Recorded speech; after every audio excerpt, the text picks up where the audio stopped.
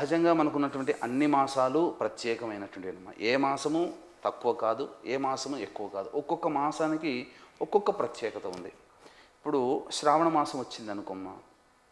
శ్రావణ మాసంలో ఎక్కువగా నోములు, వ్రతాలు, లక్ష్మీ పూజలు, వ్రతాలు, లక్ష్మీ వ్రతాలు, వరలక్ష్మి వ్రతాలని చేస్తారు. ఆశ్వీజ మాసం వచ్చేసరికి శక్తిని ఆరాధించేటువంటి మాసం అమ్మవారిని.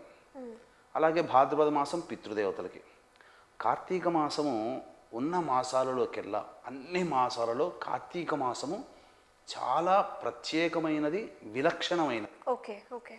ఈ మాసంలో మానవుడు కేవలం పుణ్యాన్ని సంపాదించుకోవడానికి మాత్రమే అతను, ప్రతి మానవుడు కూడా స్త్రీ పురుష భేదం లేకుండా ప్రతి మానవులు పుణ్యాన్ని సంపాదించుకోవడానికి మాత్రమే పనులు చేయమని మనకు శాస్త్రంలో చెప్పబడింది.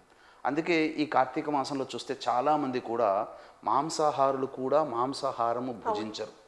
అంటే ఒక నియమాన్ని పాటిస్తారు.